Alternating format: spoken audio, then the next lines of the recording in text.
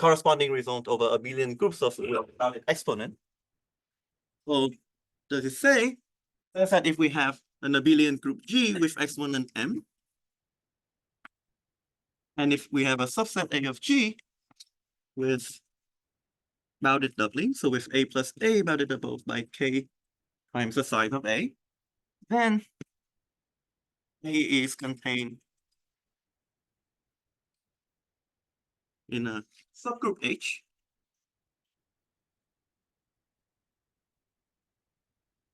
And furthermore, actually A has to be a dense subset of H, where the size of H is bounded above by some function depending only on this doubling K times the size of A.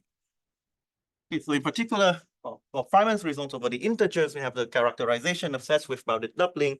They are dense subsets of the generalized arithmetic progressions with bounded dimension, actually over a billion groups with bounded exponent. The characterization is very clean. It's just actually it has any such set with subset A with bounded doubling in such a group must be a dense subset of a subgroup of this group G.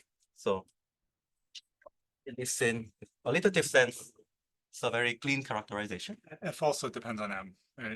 Yes, that's right. Yeah. Okay.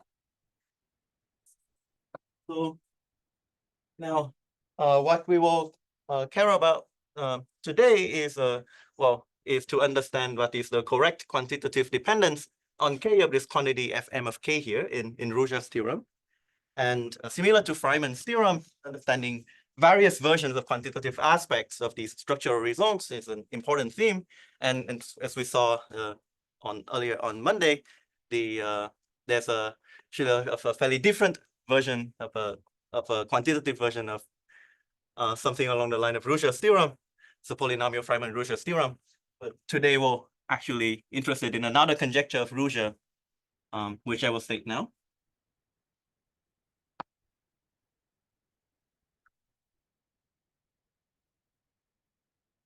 So it has exactly the same setup as this theorem. And the goal is to say that in the above theorem,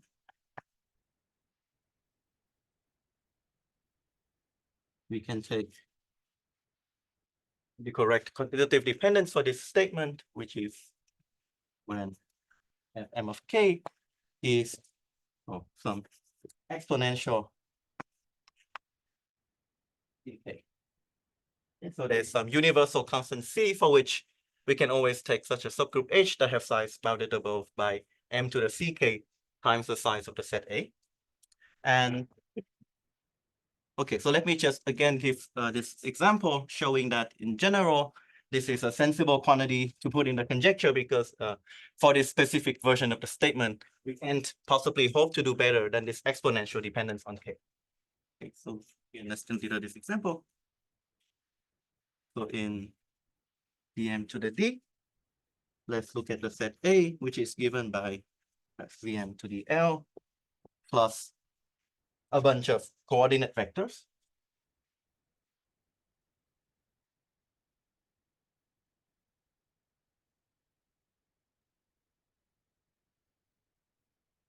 Then actually it's easy to check that this set A has doubling K. And on the other hand, the smallest subgroup that contains the set A, so let me denote that by the span of A in the group. These will have size roughly m to the 2k minus 1 or k minus 1 times the size of A. Okay.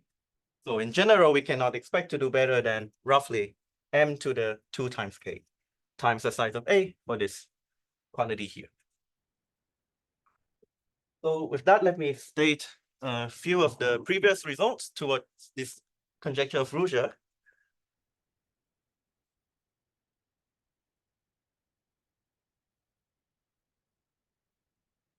And roughly they come in 2 different schools. So first we have the kind of more analytic approach following roughly the proof of Feynman's theorem. Okay, so I will put here the original results of Ruzsa. here he shows that we can take this quantity Fm of k to be at most the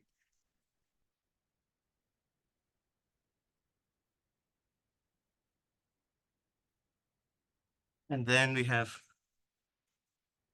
the results from the work of Van Green and Ruzsa.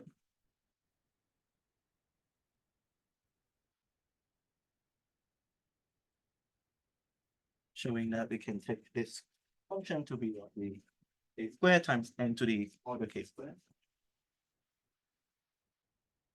And then there are actually several other works in between. Let me not mention all of the all of the works in this direction. But one of the landmark in this line is a corollary also of Sanders' influential quasi-polynomial Bogoliubov-Ruzsa's lemma. In particular, as a corollary of that, we can take this quantity in Ruzsa's theorem, Fm of k, to be bounded by nearly linear in k, but there is some Pauli log factors lost. And on the other hand, there is a very different set of approach towards this problem, but that doesn't work over all abelian groups with bounded exponent, but works over specifically nice abelian groups with bounded exponents. And these are the finite field vector spaces. So this is a combinatorial or the compression approach. And these work for specifically for finite field vector spaces.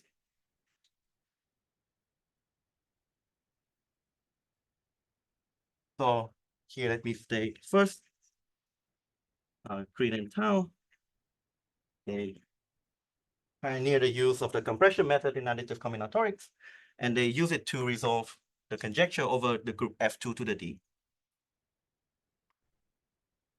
To be fair, I think Bolabash and Leader have 5 minutes. Thanks for the remark. Yeah. Okay. So here, maybe right. So I denoted Fm of k. Okay. So here, if we take the group G to be F2 to the D, then sure that we can take this quantity F of k to be bounded above by 2 to the 2k plus roughly big O square root k.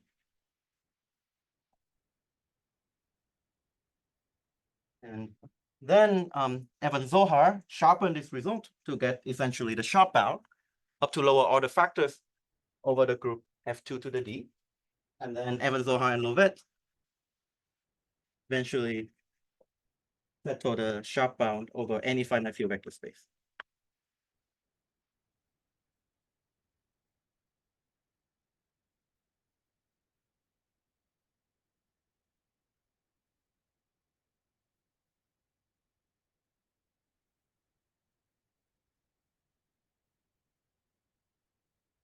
Okay, so in particular, we know that Ruzsa's conjecture holds over all of the finite field vector spaces. So, right, so you see here specifically that there's a analytic method, essentially combining some Fourier analytic inputs and various types of covering lemmas that will work quite generally, but potentially it might be difficult to remove completely these log factors in the exponent that follows from Sanders' result. And on the other hand, the combinatorial result following the compression method works very well, but they require the group to have certain specific knife structure, that so it's somewhat restricted to the setting of the finite field vector space. And it's not clear if there's a good way to generalize the compression argument to make it work over general abelian groups of bounded exponent, especially if the exponent is a composite number, let's say Z6 to the D. There are some surprising results that show that Z6 to the D maybe have significantly different from a finite field vector space. So with that, let me state the first main results that I will tell you. So in joint work with Jacob Fox, we proved that Ruzsa's conjecture indeed holds. So if G as exponent M,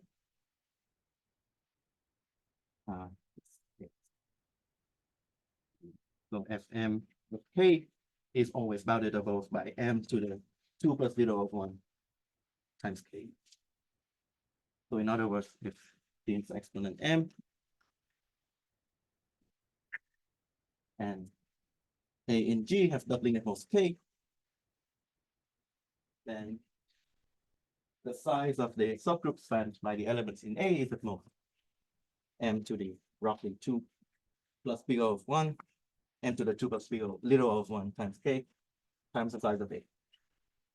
In particular, we recover roughly the best exponent that we can expect coming from this example. And this little O of 1 would go to 0 as you send K to infinity. Okay. So for this talk, I will not actually give you the full details of how you recover this optimal M to the 2 plus 0 of 1 times K, but I will tell you still the plan towards a resolution of Ruzsa's conjecture. So I'll give you a proof that shows here that the size of the subgroup containing A is validable by M to the big O of K times the size of A. And roughly our approach would come into 2 steps. So in the first step, we'll actually forget, this is a step where we will forget about most of the group structure, similar to the theme of Jacob's talk. And then we will try to just look at the setup that we have in a purely combinatorial way, and we build up some useful combinatorial structure that we will use in the latter step. Let me say here. This is an important heavy lifting step. And roughly what we do here is we build some sort of combinatorial expanding structure inside sets with small doubling.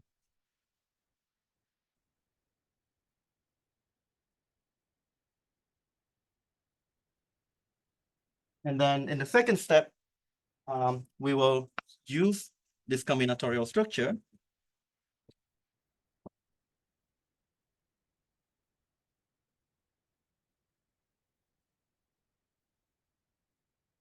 and then what we will do is we will end up finding by a subgroup.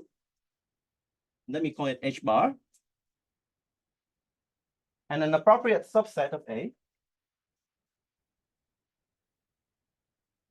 such that, well, at the start of the process, you start with a set A that have both doubly bounded by the parameter K, which is the parameter that we care about the quantitative dependence on. And at this stage, what we want to arrive at is roughly after we take the quotient by the subgroup H bar, we arrive at a set that have doubling an absolute constant.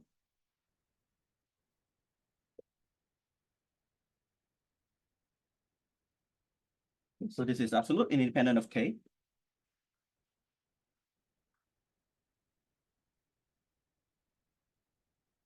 And that is going to be useful because specifically, once we arrive at this set A bar and the quotient by the subgroup H bar, we can apply any qualitative characterization of a set with small doubling in an abelian group. And then that will not hurt at all our final quantitative bound that depends on K. Okay. So with that, let me now tell you more about the first step, which will be what we'll spend more time on.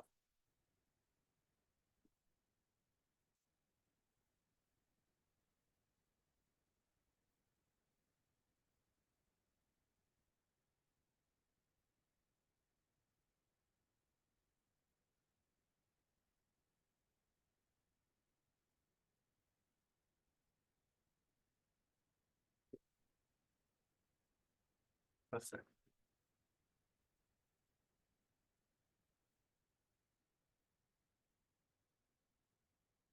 Okay, so what we'll do here is I will again give you a translation of the additive combinatorial problem into a purely combinatorial setup. This will be very similar to what Jacob did in his talk.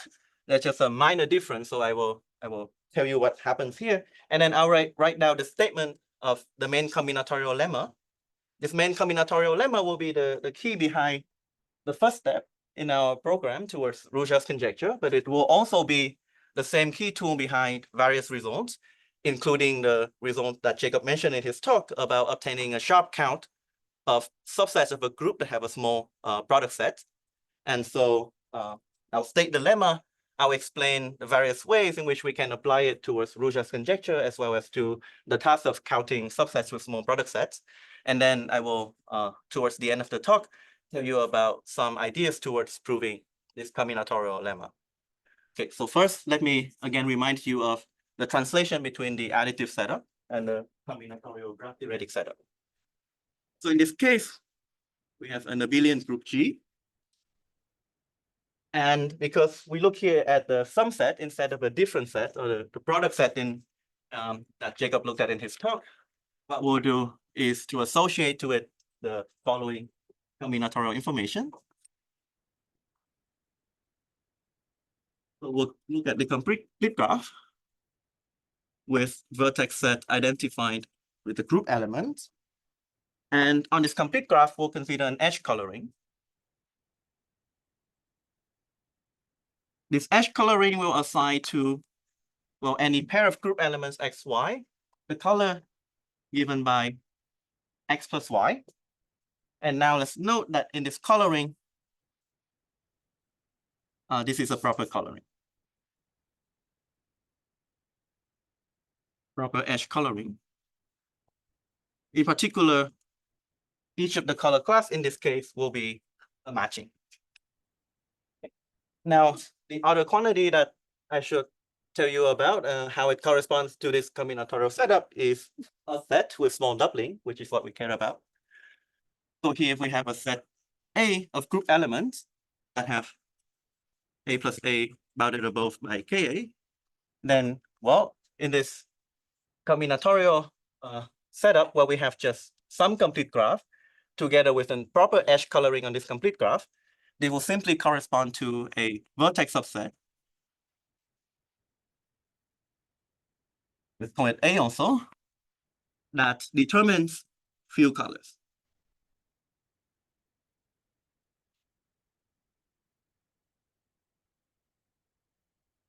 Okay, so what this means is that if we have here a vertex subset A, a set of vertices in this complete graph, and if we look at the colors of all of the edges among pairs of vertices in A, the number of colors that we see is at most K times the size of A. So with that, I can now state the main combinatorial lemma.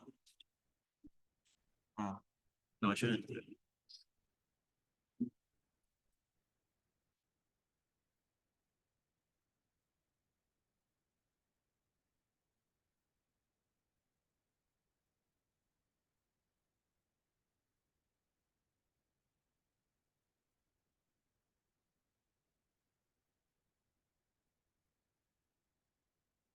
Okay, so I'll state it and then now draw a picture to parse this statement. So here we will consider a proper edge coloring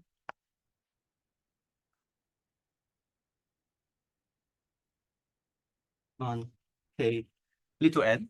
So think about little n as the size of this vertex subset A, and then this vertex subset A, inside it, we'll color it with a proper edge coloring that uses relatively few colors.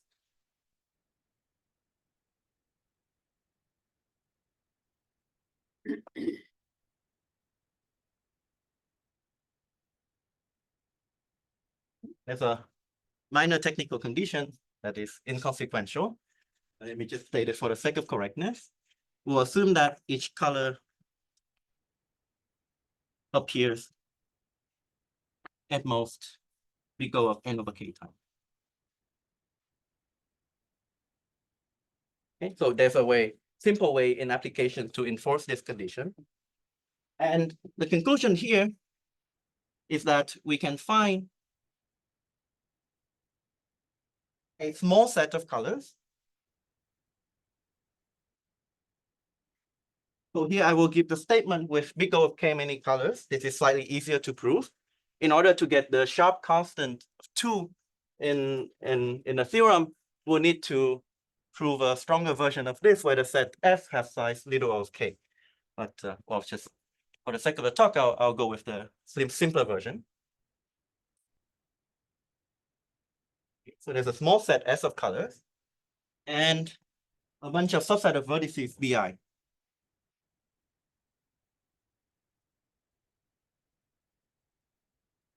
that satisfy following conditions.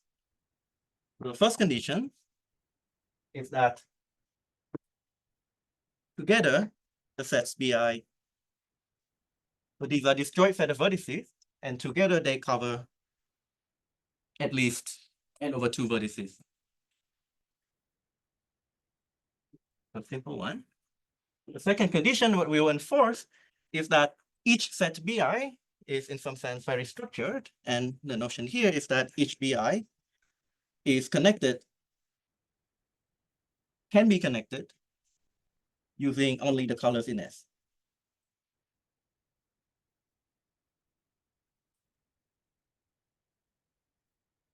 And the final and important condition is that for all sets Bi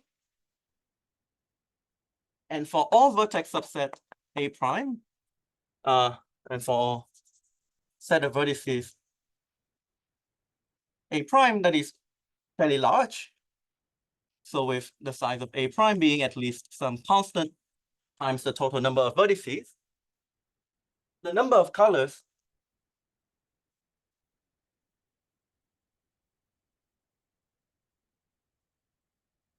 between Bi and A prime is essentially as large as it can be.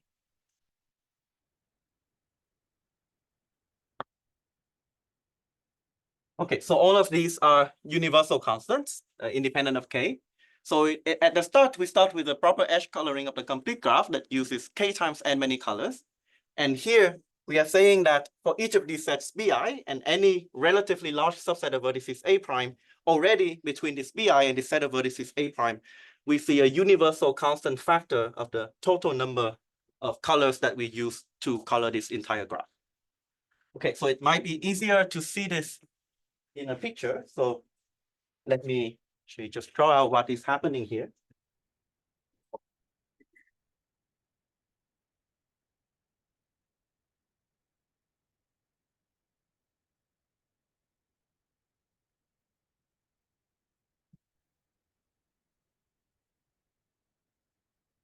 So what we have here is the following picture. We have some small set of vertices that is not covered by these good sets Bi, so we just ignore them. The rest, we have these components Bi. Inside each of these Bi, we have this coloring. So each of these sets Bi we saw can be connected using this small set of colors S. Figuratively do it this way. So we have this small set S of colors, blue, red, and white. Each of these Bi have to be connected components using only these the edges of those colors. And finally, the last condition tells us that whenever we look at a relatively large subset of vertices, A prime, then if we look at any one of the sets Bi in our collection, it will produce many edges with different colors towards this set A prime. I don't have new colors, so I have to use these old colors. Okay, so this is roughly what happens in this lemma. You can also think about it this way. So, well, the only kind of hypothesis that we make in this lemma is that we start with a proper edge coloring, which means a very local condition. Around each vertex, we have a condition that tells us that all of the edges around this vertex needs to have distinct colors. And what this lemma is producing is kind of trying to amplify that niceness condition around a single vertex to these larger sets Bi. Actually, most of them will have size around K. And so it's just kind of amplifying the nice local conditions to these larger vertex subsets. Okay, so we will very soon see in different ways that this combinatorial structure can be very useful towards understanding sets with small doubling. Are there any questions about statement or the picture? Yes. So you have no Conditions at the BI at this joint, you have no bound on the number of BIs. Yeah, so these are disjoint. So we'll get that for free. So the sets BI are disjoint, and otherwise there's no condition. But could be as many of them as you want, any size. Right. But typically what will happen and what will happen in the proof is that most of these BI you should think about as having size of order k. So there's about order n over k many of these sets BI. When you added the word disjoint, that's not necessary for the application. You're just saying that because it's true and it might help. Well, I think it okay. Well, the useful picture to keep in mind, and I think probably just useful to enforce that all of these sets BI are disjoint. We get that for free. Okay. So perhaps with that, let me just now tell you about the first application of this lemma, which will be how we use it to complete our sketch towards Ruzsa's conjecture. So I will tell you a little bit about how we can execute step 2, given step 1.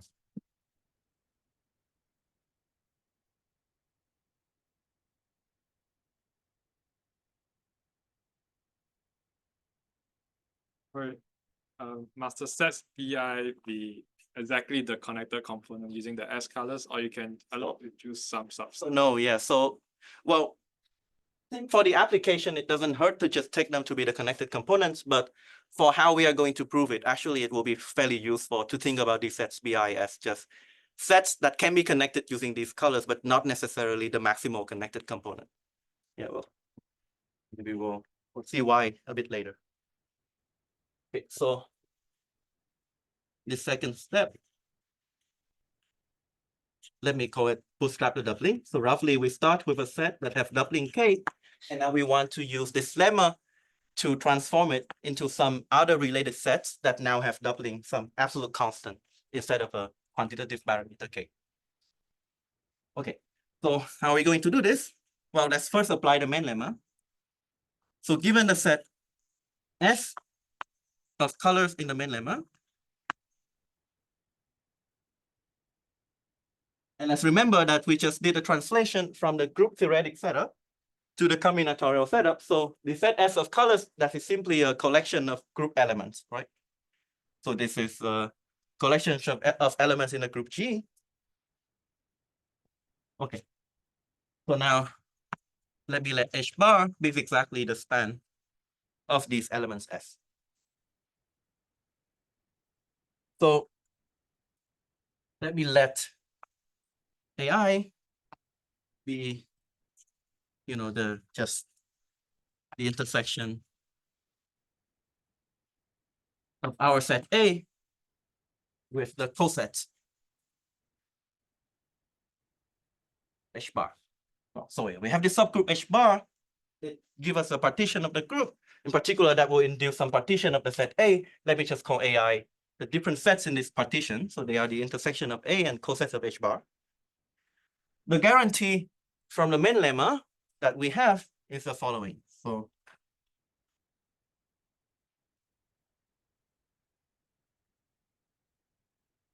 for all large subsets of A,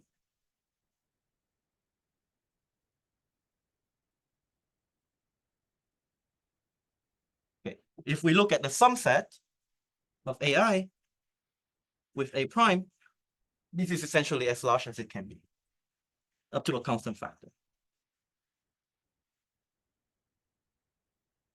Okay, so just a couple words.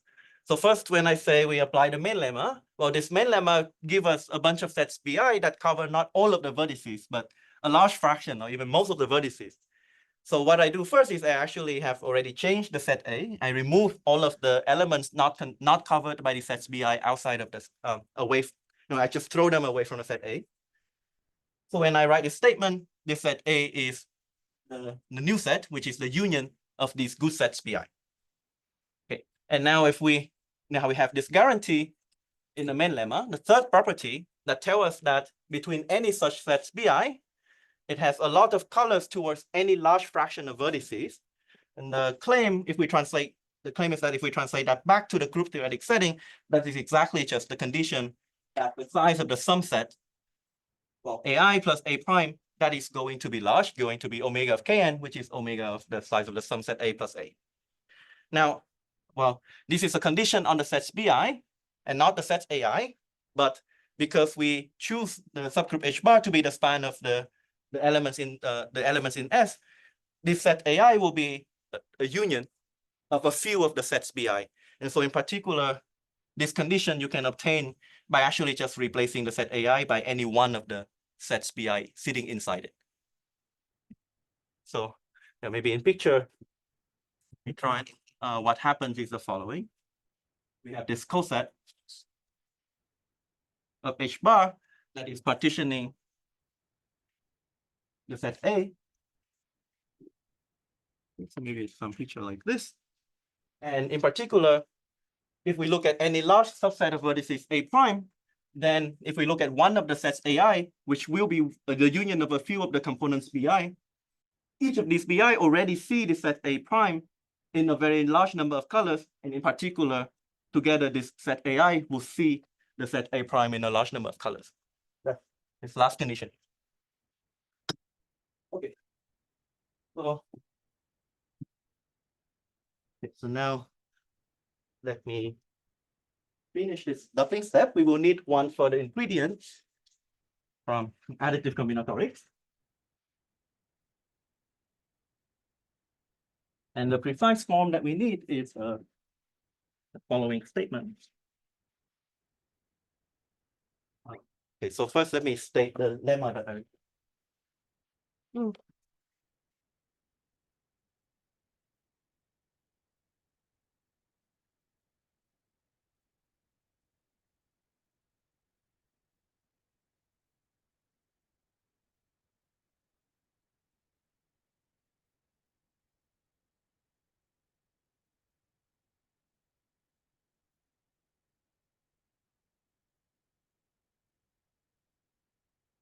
but this is the goal that we want to prove in this step.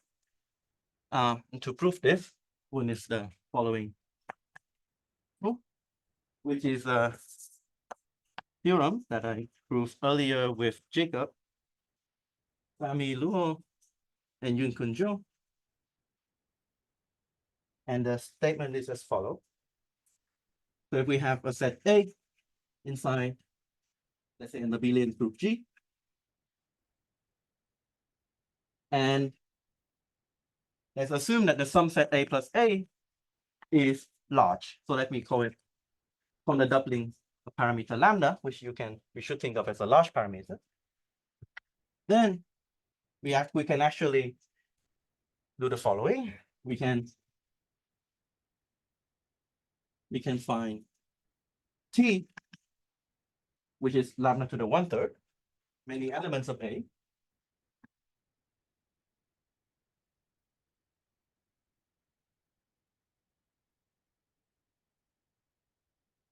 And we can guarantee the following. So essentially, we are trying to build the sum set A plus A kind of greedily by choosing one element at a time. And what we guarantee here is that we can actually greedily fill out a very large subset of A plus A, at least until we choose out about lambda to the 1/3 many elements of the set A. So specifically, what we guarantee is that for all I, if we look at the set given by AI plus A, but then subtracted by all of the elements that we have seen before. So subtracted by the union over all j less than I of AJ plus A, this has to be large. So again, see some absolute constant that is small. Okay, so this theorem is in some sense, again, manifestation of this phenomenon that was recently discovered by Bolobash, Leader, and Tiba, where they show that in many cases, if we have a lower bound on a sum set A plus A, we can actually use only a small subset of A, and already A plus that small subset already saturates its lower bound. So kind of a way to build a large sum set by using relatively few elements. And this is kind of a somewhat, this is a version of that phenomenon. And turns out that this version of the result is fairly useful for what we want to achieve here. So roughly, what we will do is as follow. So let's actually consider a small simplified setup to make it clearer. So let me assume that each of these AI, which is the intersection of A and a coset of H bar, have size of order the size of A over the size of A mod H bar. Okay, so there's some regularization that one should do if this doesn't hold. Let me ignore that. So what will happen is as follows. If we so now we apply the above theorem if the subset A mod H bar doesn't have bounded doubling.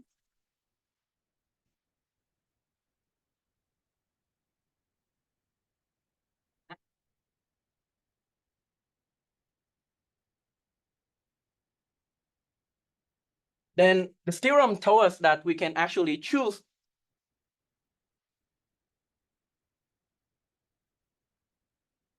omega, little omega of 1, many elements of A, many elements of the quotient actually.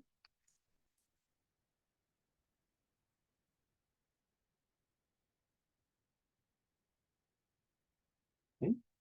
Such that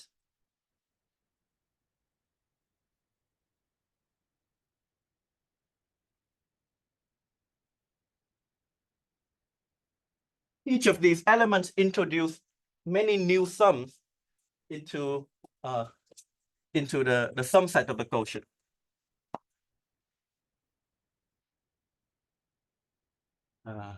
Yes.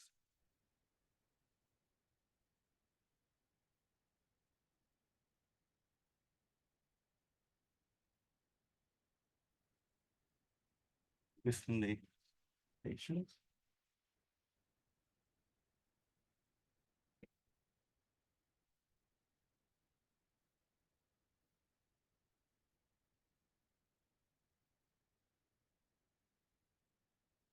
Okay.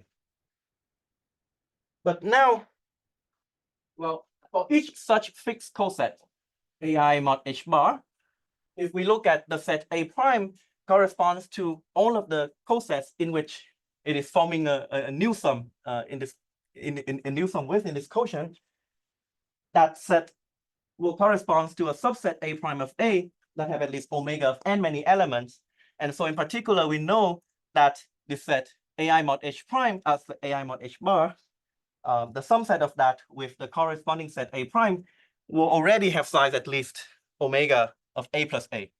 But we are saying that we can choose at least omega, little omega of 1, many such elements, and they will produce disjoint subsets inside A plus A, each of size at least omega of A plus A, and that's a contradiction.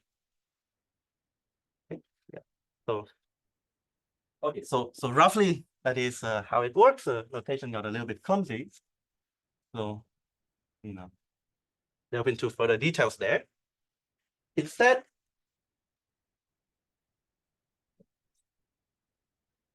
let me, okay, so in particular, up to this stage, well, yeah, up to here, we have proved this lemma, and then piecing together the first and the second step, we're able to prove Ruzsa's conjecture, at least the version where in the exponent of m, instead of 2 plus 0 of 1 times k, we have some absolute constant c times k. Okay. Now, just a quick remark.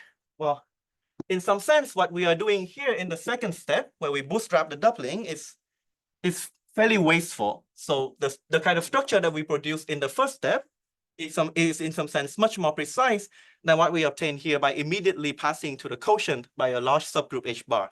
And well, in the setup where we are working in a abelian group with bounded exponent, this is something that we can do, but potentially there might be something that is much sharper or much more careful that one can do in order to take better advantage of the kind of structure that is produced by the main lemma. Okay, with that, let me just turn to tell you about the second application of this main lemma. And this is towards the task of counting subsets of a group that have a small product set. which we already saw in Jacob's talk.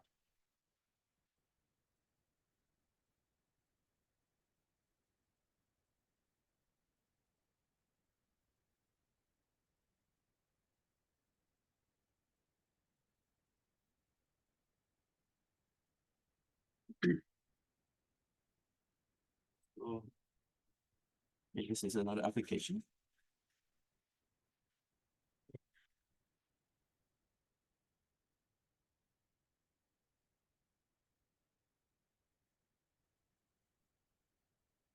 So let me just remind everyone. So already in Jacob's talk, he stated this result. So this is for every group G, not necessarily a billion. The number of subsets A in G of size little n, where A inverse is at most k times n. If is at most the size of G to the big O of k plus log n times big O of k to the n. So as Jacob already remarked, this type of counting result would be optimal up to these constants in the big O. And he also gave a very short proof showing a slightly weaker bound where we have here k times log n instead of k plus log n in the exponent of G. So now let me tell you how you can use this main lemma to very quickly deduce the sharp counting result. So actually, instead of doing that, I will go through the following structural proposition to be compared with what Jacob stated in his talk about the existence of a spanning tree using few colors. So here, this proposition says that if we have a proper edge coloring of k little n using k and many colors,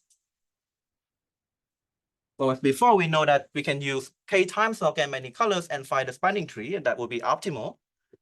But here instead, there is a tree on at least, or a 1 minus any small constant that you like, fraction of vertices, and that uses much fewer colors, using at most big O of k plus log n many colors.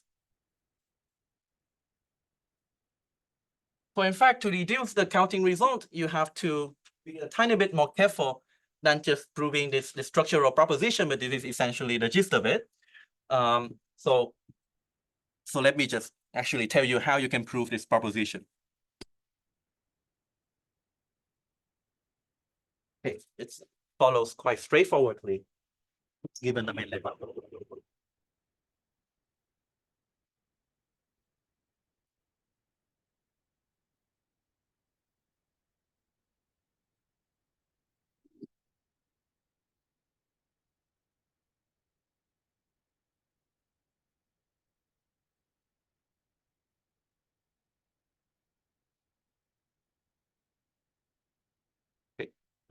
In this position, is this for any c greater than 0? Is this some fixed small c? Yeah, so this is, yeah, so if you want to say for any c bigger than 0, we have this big O depending on c.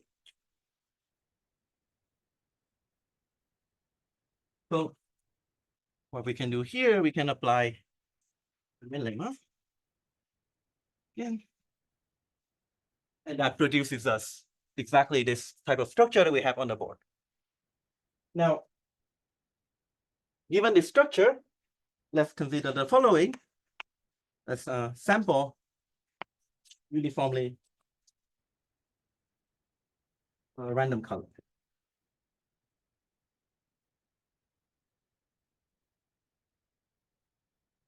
So given this picture, it's fairly easy to show the following. As long as the largest component that we have in the graph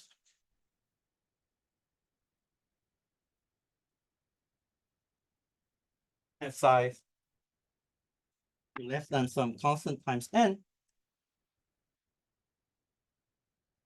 each of the sets Bi in this picture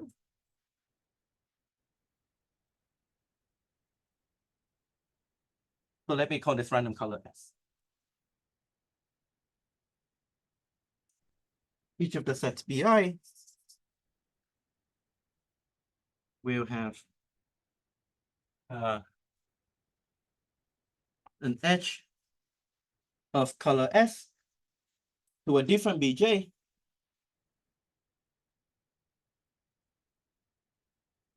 with at least some constant probability.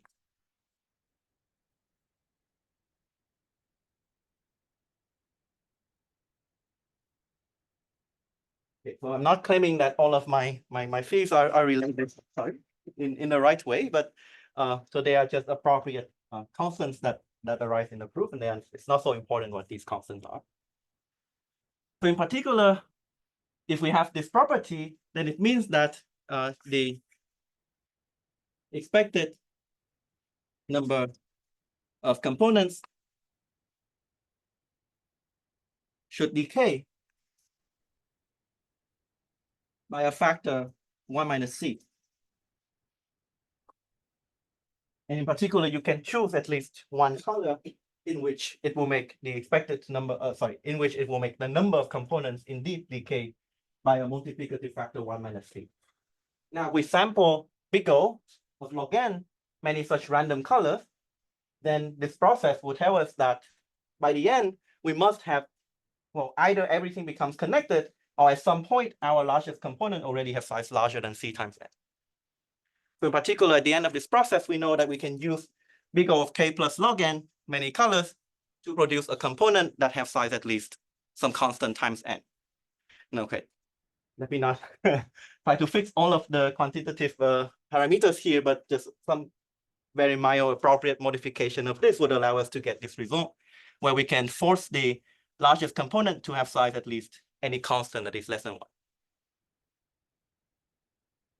So that is the second application, how we can use this lemma to prove this sharp counting result. Any questions?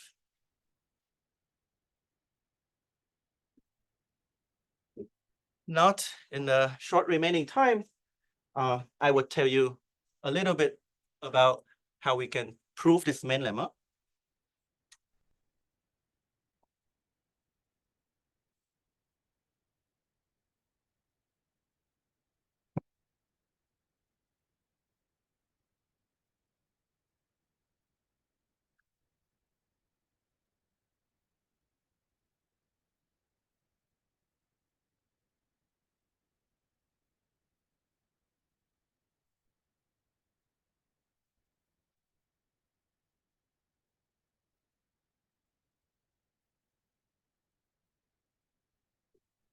So the intuition, but an intuition that is fairly hard to make into a proof is as follows. So, okay, so let me just first state how we should think about it intuitively. If we sample a sequence of random colors,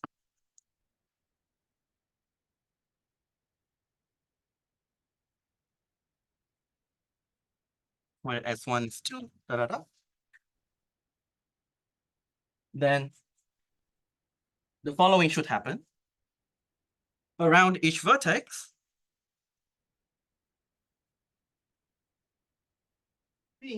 by time,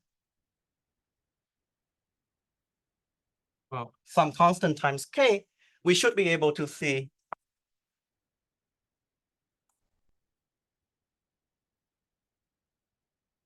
a color Si that connects V to some other vertex.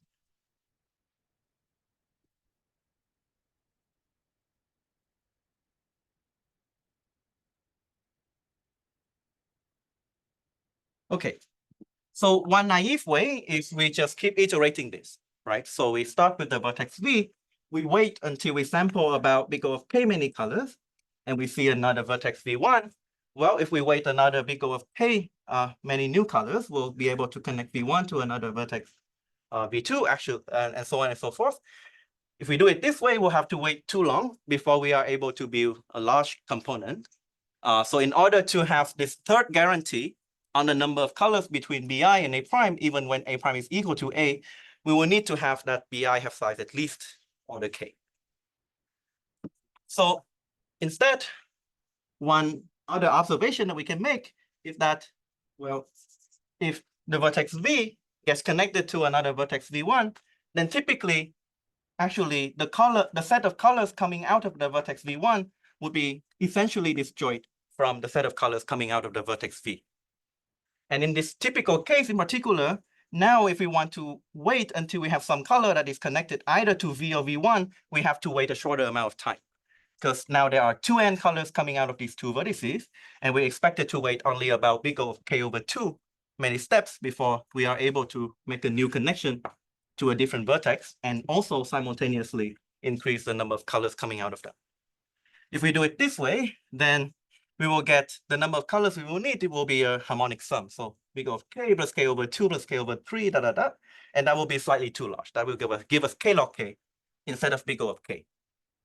Okay, so instead, what should happen, again, intuitively, is as follows. Well, we get this connection between V to V1 in times big O of K. And now let's say that we wait a little bit more and V1 is connected to some other vertex V2.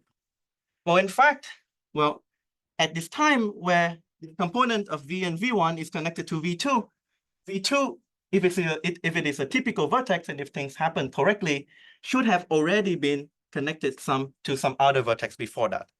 So if we think about it this way, then once they are connected, we can double the size of the connected components containing V and V1 from size 2 to size 4.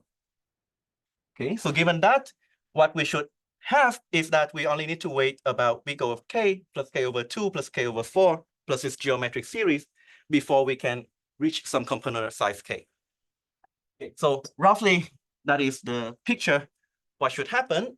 Turns out that there's absolutely no concentration, and it's fairly hard to control events in this probabilistic events in this general setup. So what we end up doing in our proof is the following strategy. So let me describe the strategy. I'll end here. So what we do is to kind of have a vertex by vertex or a log perspective. So we start from a vertex V0 that is equal to the vertex V. We'll let T1 be the smallest time that as T1 connects V0 to a, we call it good vertex V1. And roughly what it means to be good is simply this condition that the set of colors coming out of this vertex V1 should be fairly disjoint from a set of colors coming out of the vertex V or V0. That's a desirable condition that we want to enforce. Now what will happen is we will in fact, instead of continuing the time forward, starting from the time T1 that we discovered the vertex V1, we'll look backwards, and then we'll just let T2 be an arbitrarily smallest time that there is a color ST2 that connects the components V0, V1 to good again, for an appropriate notion of good vertex V2. Okay, so the somewhat tricky thing here is that this T2 can be less than T1.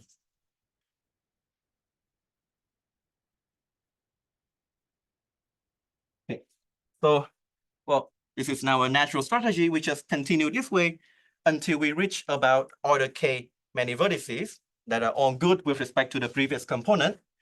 We can show that that is exactly what we need for the main lemma. What we need for the main lemma is exactly the statement that if we start from a vertex V, then with high probability, this process will be able to successfully build a good component for which its size is of order K And the time in which we need to wait until we can see this full component is also of order at most k. The proof of this, which I won't be able to tell you more details now, is somewhat tricky, and it's mostly because we need to be able to control these events that kind of look back into the past. So because this T2 can happen before T1, the conditioning gets a little bit tricky and one needs to be fairly careful. But okay, so roughly this is the idea behind it. This is the process in which we discover the component, and then we just prove that this process will succeed with high probability around any vertex to find a component of size of order k before exposing more than c times k many colors. Okay, so that's a very impressionistic sketch of the proof, but I hope it does convey some idea behind it, and I will end here.